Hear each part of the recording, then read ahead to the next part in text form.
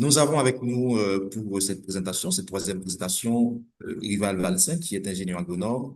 Il va intervenir sur le sujet intelligence artificielle pour les scientifiques, une revue de portée sur l'efficacité de l'écriture assistée de manière éthique. Rival est docteur, il est agroéconomiste, il est diplômé de la faculté d'agronomie de médecine vétérinaire de l'UEH. Il est titulaire de master en gestion des entreprises agroalimentaires. Il est affilié au département international de gestion des agribusiness de Tokyo University of Agriculture, où il a conduit ses recherches doctorales sur l'adoption des technologies de gestion des risques climatiques en Haïti. Ses travaux portent notamment sur le développement de modèles innovants d'assurance agricole adaptés au contexte haïtien, les contrats agricoles, l'innovation agroalimentaire, l'adoption de technologies de gestion des risques et l'entrepreneuriat agraire. Il est co-auteur de l'ouvrage Innovation agricole et agroalimentaire en Haïti, publié aux éditions des Antilles. Dr Valsin collabore également avec l'Université Quisqueya en tant que chercheur junior en économie et innovation expérimentale et a contribué à des projets nationaux et internationaux, notamment avec la BRH et des programmes financés par l'Union européenne et le programme des Nations unies pour l'environnement. Ça, c'est Monsieur Rival. Rival, vous avez 20 minutes pour faire votre présentation et puis après, on aura un moment d'échange avec l'audience. Merci. Merci Laporte pour la présentation. D'abord, j'aimerais vérifier, est-ce que vous me recevez très bien? Bien sûr, c'est sur 5. Ok, Oui, merci ça beaucoup. va, ça va. Ok, merci. Ok, la porte a déjà introduit ma présentation qui sera sur l'intelligence artificielle pour les scientifiques, une revue de portée sur l'efficacité de l'écriture ou la rédaction éthiquement assistée. Donc, dans le cadre de cette série de conférences organisées par Haïti Nexus, qui est une revue, je peux dire, émergente, je crois et je pense que ça va aider à beaucoup de potentiels auteurs qui soit à travers Haïti Nexus ou d'autres journaux, ou du moins qui auront un peu leur mémoire ou leur thèse. Parce que nous vivons aujourd'hui à l'ère de l'intelligence artificielle. Ça, c'est une calculatrice et on est habitué avec.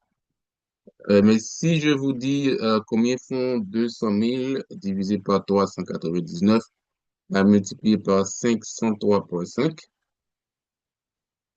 ça va vous prendre un peu de temps pour trouver le résultat.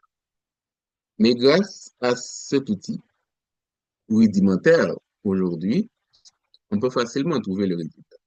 Mais si vous débarquez aux examens du bac avec une telle calculatrice et le surveillant dit bonne chance à tout le monde, il faut penser que monsieur tout le monde, c'est vous.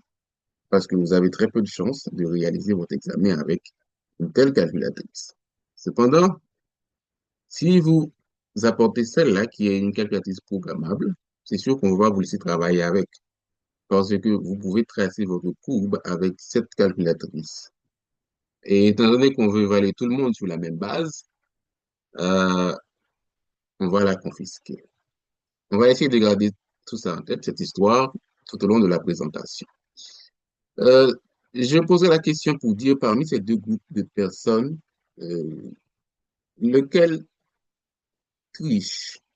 Là, on a deux hommes qui essayent d'abattre un arbre avec deux haches, et ici, il y a un gars qui essaie d'abattre un arbre avec une scie électrique. La question est un peu truquée, mais il y a personne qui triche ici.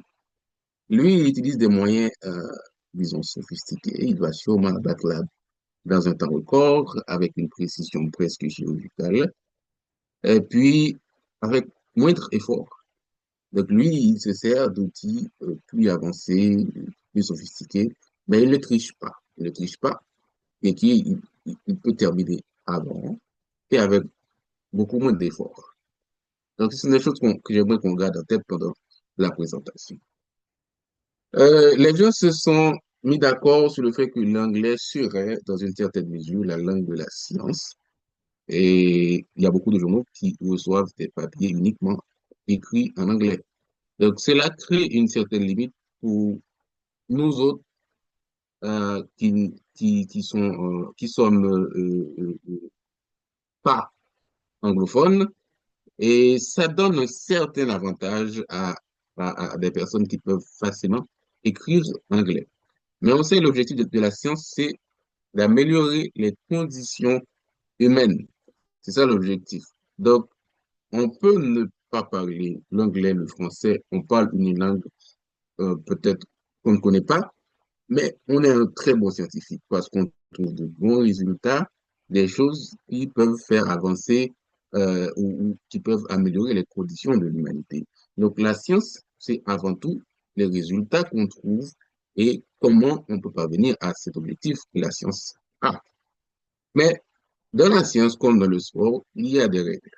Si on joue au basketball, on n'a pas le droit de toucher la balle avec les pieds. Et si on joue au football, c'est l'inverse. Donc, dans la science également, il y a des règles. On veut que tout le monde, mais tous les chercheurs, essaient de jouer suivant les mêmes règles. Donc, et aujourd'hui, ce qu'on va essayer de voir, c'est comment on peut utiliser cet outil, qui est l'intelligence artificielle, pour soutenir les objectifs de la science sans compromettre l'intégrité, c'est-à-dire dans le cadre des règles établies. Donc, nous voulons essayer d'encourager ou bien d'aider les chercheurs non anglophones à améliorer la qualité de leur papier et en faisant bien entendu l'usage de l'intelligence artificielle, mais tout en respectant l'intégrité. Et finalement, on va réfléchir sur quelques perspectives d'avenir. Et cela, pourquoi cela est important? Tout ce qu'on va voir, on a déjà parlé des barrières linguistiques qui existent. On peut avoir de très bons résultats, mais on a du mal à les publier. Et j'ai parlé de revues qui n'acceptent pas de papier mal écrit. Donc, on ne regarde pas d'abord les résultats, c'est d'abord comment le papier est écrit. Déjà, euh, ce qui reçoit votre papier, ce n'est pas nécessairement une personne. Donc, il y a un programme qui dit, vous allez regarder la qualité de l'écriture, et si c'est pas bien écrit, on, on refuse. Donc, on va voir comment l'intelligence artificielle, ça peut aider à réduire ces inégalités. Maintenant, il y a beaucoup d'auteurs qui écrivent sur les avantages et inconvénients de l'intelligence artificielle. Donc, pour réaliser cette présentation ou cette étude, nous avons pris le temps de faire une revue de portée, ce qu'on appelle scoping review. Cela fait partie des 4 formes les plus utilisées de revues, disons, complètes, parmi la littérature, systematic review et meta-analysis. Donc, vous pouvez réaliser scoping review. Donc, on, on, on, on analyse un nombre important. Dans le cas de cette étude, j'aimerais analyser environ 60 articles publiés. Donc, cette présentation, l'étude est en cours. On va analyser une vingtaine d'articles pour présenter quelques éléments de résultats. Maintenant, comment on réalise une revue de portée? Donc, cette publication de Marc et Thomas nous donne les étapes à suivre. Donc, à travers ce lien, vous aurez probablement ce document. Vous pourrez voir les étapes proposées. Donc, on constitue une équipe, on identifie sa question de recherche, on identifie également les études pertinentes qui peuvent vous aider à trouver les résultats, etc. Donc, on aura également à faire l'usage de logiciels tels que EndNote, Providence, Ryan, NVivo, dépendamment de ce que vous avez à rapporter. Maintenant, en termes de résultats, tout d'abord, nous nous sommes penchés sur la prépondérance de l'intelligence humaine par rapport à l'intelligence artificielle. Donc, on doit se rappeler que l'intelligence artificielle s'appuie sur les informations déjà créées par des humains.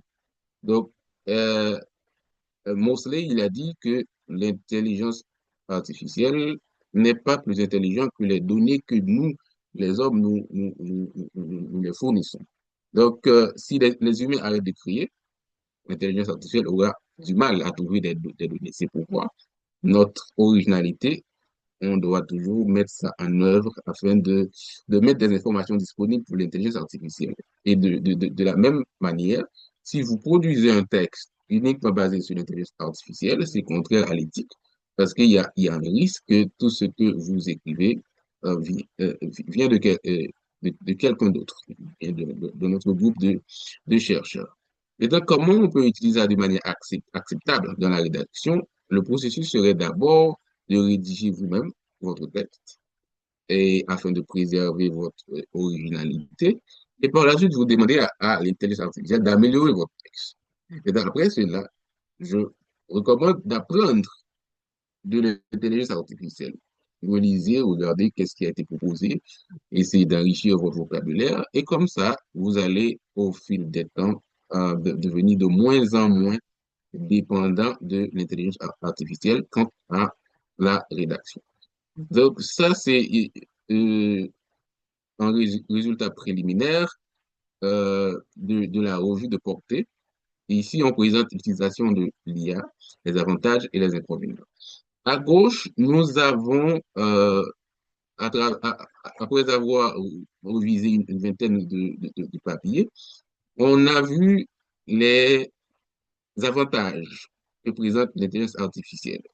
Dans le top 5, on peut voir pour l'écriture, ça aide dans l'écriture, ça donne des idées également, peut échanger, essayer de vérifier ses idées, et l'IA va vous donner son avis à travers ce qui est écrit, la grammaire, la clarté, l'efficacité, etc. Mais en termes d'effets négatifs, vous voyez dans le top 5, il y a en tout premier l'éthique. Donc, ça peut conduire à un problème d'éthique si on, on ne prend pas le soin de préserver son original, de préserver ses idées, si on accepte tout justement ce qui est généré par l'intelligence artificielle, ça peut conduire à un problème d'éthique.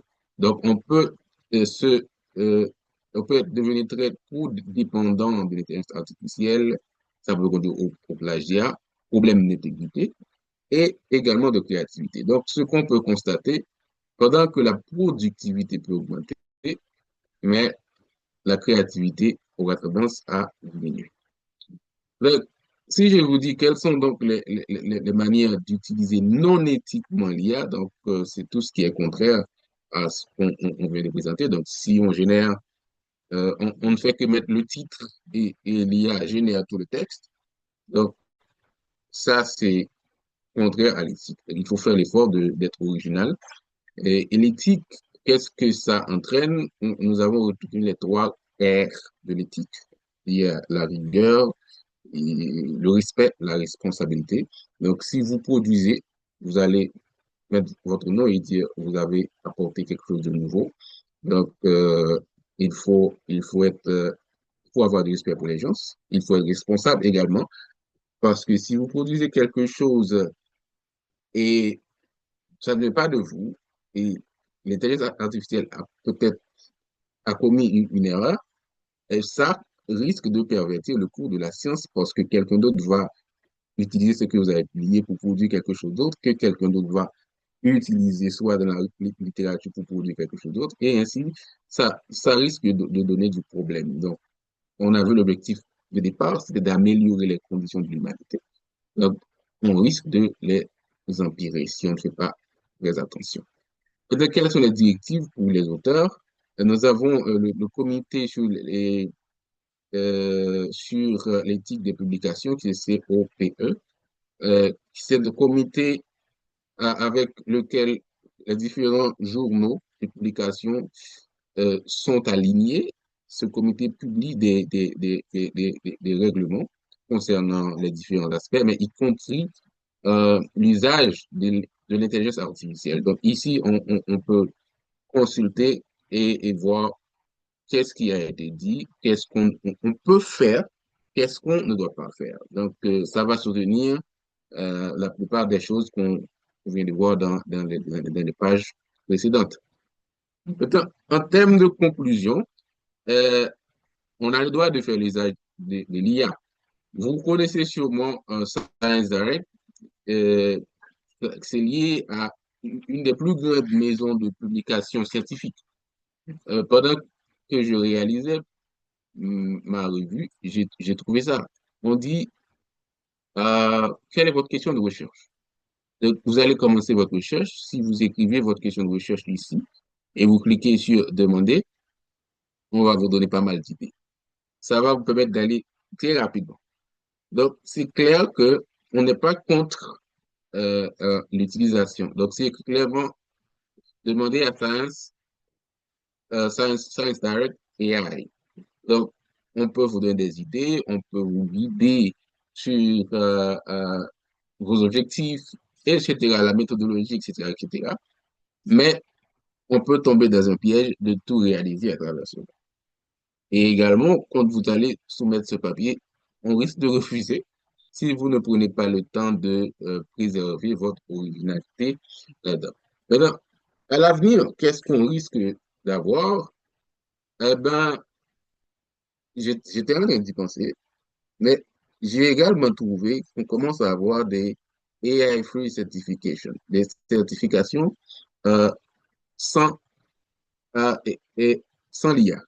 Donc ça, c'est pas encore le papier, c'est de l'art. Vous pouvez voir ici, c'est de l'art. Mais c'est possible qu'à l'avenir, si votre papier a un certain pourcentage d'utilisation d'intelligence artificielle, on peut ne pas publier. Aujourd'hui, si vous voulez postuler pour un poste de professeur ou assistant professeur, on vous demande de soumettre vos publications, mais pas toutes les publications. Il y a des, des, des, des, des règles. Par exemple, on peut dire les publications qui ont été publiées dans des journaux de telle qualité. Donc, le reste, vous pouvez les garder pour vous. Donc, de la même manière, à l'avenir, on va évaluer sur de nouvelles bases. Donc, vous êtes professeur, vous allez soumettre vos papiers qui sont euh, AI free. Donc, il faut y penser. Donc, c'est pourquoi, à mesure qu'on utilise l'IA, il faut se former également, parce que la machine apprend. On dit machine learning, la machine apprend. Donc, si vous n'apprenez pas, euh, vous allez rester derrière. Moi, j'ai un poste d'éditeur dans un journal et j'utilise PaperPal pour détecter le pourcentage de l'utilisation de l'intelligence artificielle dans les papiers. Donc, il suffit ici de charger votre papier, autrement de rentrer le texte que vous voulez évaluer, et on va vous donner le pourcentage. Par exemple, je fais le test pour la première page de ma présentation. Donc, vous savez qu'il n'y a rien de nouveau sous le soleil, peu importe ce que vous écrivez, il y aura un certain pourcentage que la machine va détecter. Donc, voici le résultat du test. Ça, c'est plutôt acceptable. Généralement, en dessous de 20%, c'est acceptable.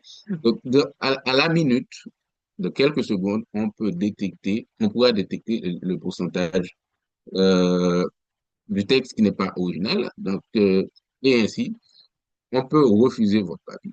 Donc, c'est pour dire, c'est une arme à deux tranchants. Avant même de soumettre, vous pouvez vous-même vérifier à quel niveau votre papier est original, soit sous forme d'utilisation, sous forme de plagiat ou de l'utilisation de l'intelligence artificielle.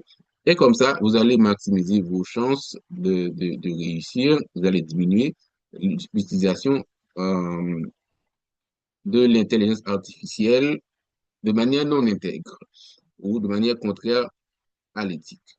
Donc, on voit ici que ceux qui veulent être intègres peuvent l'être beaucoup plus, et ceux qui veulent commettre plus d'actions contraires à l'éthique peuvent le faire. Donc, vous avez le choix de choisir, vous avez le choix de vous positionner soit du côté de ceux qui veulent préserver l'intégrité de la science ou de ceux qui veulent juste produire pour augmenter le nombre de leurs publications.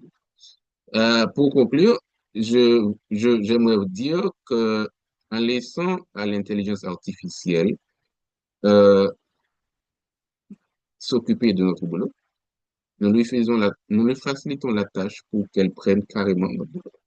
Donc, si vous donnez à l'IA de tout faire, eh bien, c'est sûr que l'IA va prendre votre boulot carrément parce que vous allez devenir moins euh, euh, peut-être plus productif dans un certain sens, mais moins créatif. Et ainsi, on va tout faire. Les chefs d'entreprise vont embaucher l'IA à votre place. Merci beaucoup d'avoir suivi cette présentation. Maintenant, on peut discuter un peu et j'aimerais bien également entendre vos perspectives sur l'intelligence artificielle. Merci pour votre Merci. écoute.